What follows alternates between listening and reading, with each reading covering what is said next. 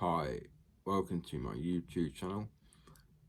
My name is Ben, aka Notions. This is a bit of a weird video because it's about something that happened to me, something that happened in 2002 when I was 18. So, actually, 18 years ago, but I'm double the age of 18, I'm 36.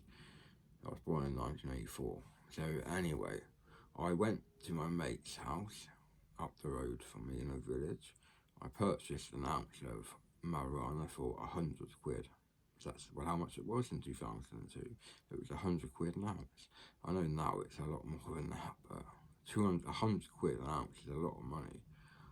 But I was working and I could afford to buy an ounce of so-called cannabis. But the thing is, the interesting part of this is that the cannabis was laced.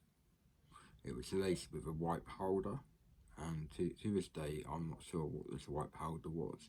It was not THC trichomes, and it's definitely CBD. It was a Class A substance.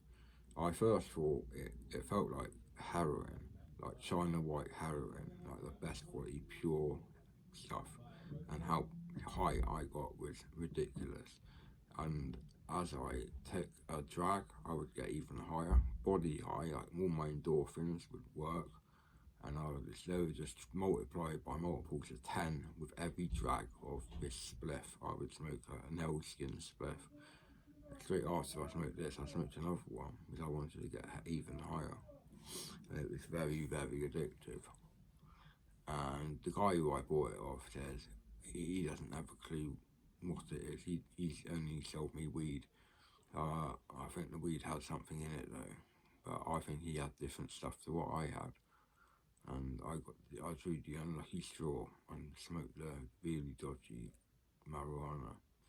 It made me further back in my skull, so my eyes would be further back. Like I would look out of my eyes, obviously, and everything would be further away from me, like distant in the. As I look at things, they would actually be further away from me. Like this can, that would be over. It'd be like that. I would be really far back in my head, and I can't explain it any other way. Distance from surroundings, basically, and further back in my mind. And as I got through this ounce of skunk, I would go get into a withdrawal, and I finished it all off. And I was throwing up, I was shaking, I was shivering and stuff about 4 hours after my last joint, and it was kind of ridiculous, really. How did that happen off cannabis? God only knows.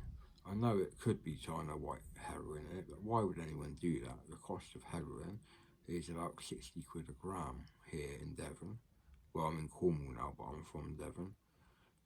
So I always say Devon, but I'm actually living in Bude in North Cornwall right now, but only for 2 more weeks, and I'm moving to Billowford in North Devon. Hopefully, anyway. So, this white powder, this elusive white powder, is very strong. Each drag made me get so high, I'd be so chilled out, and the music would sound absolutely amazing. This was like the best experience you can ever have of any drug in the whole world, and I managed to get my hands on some weed with this stuff in it. I doubt anyone in the world has actually experienced how high I was that night, but I don't know, quite glad really, because it's ruined my life, because now I've got a split that brain, and it's split into two parts. One part is my inner monologue, my inner voice.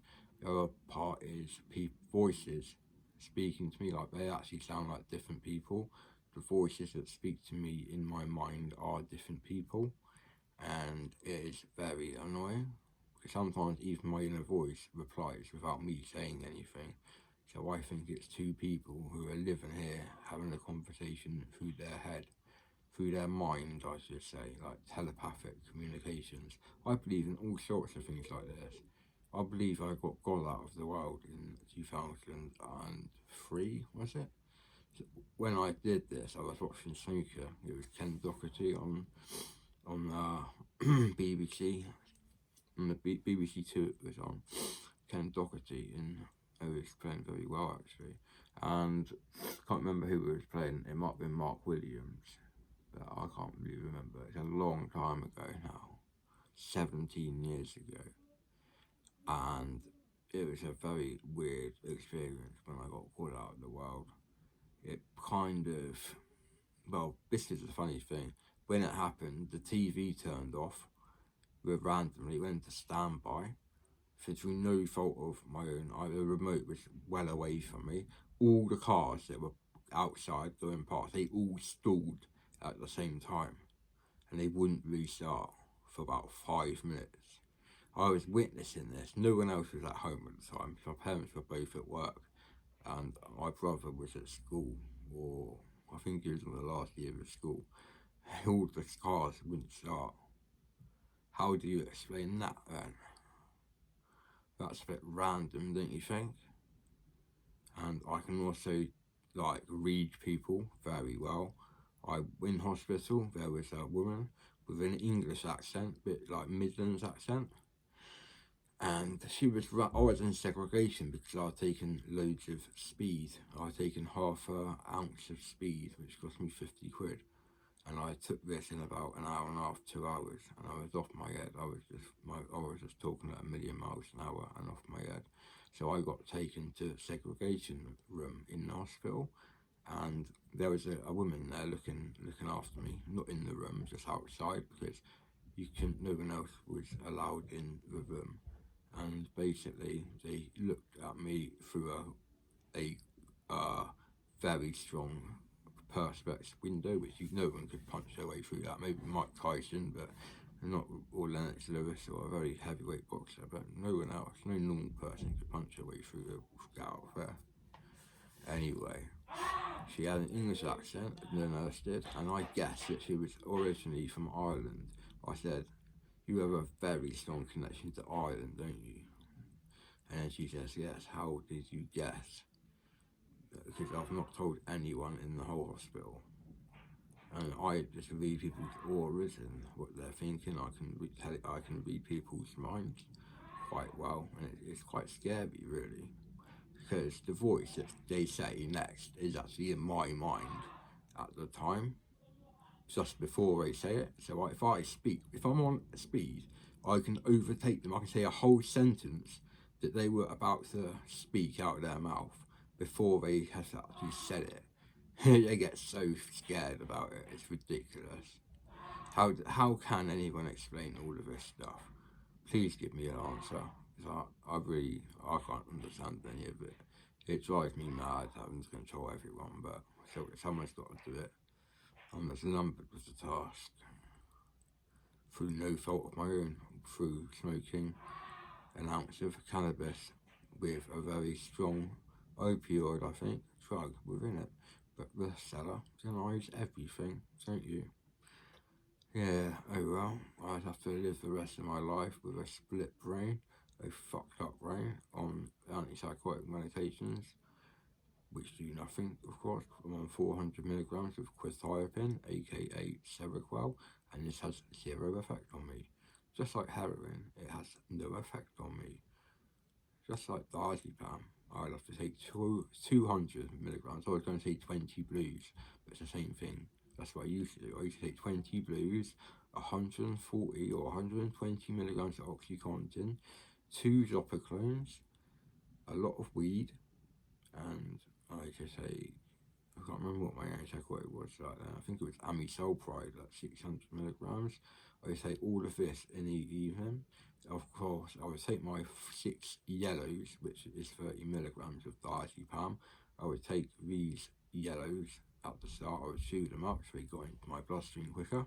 Then I would pick up about 20 blues out of my bag. I used to buy 1,000 at a time for, guess what, 135 quid.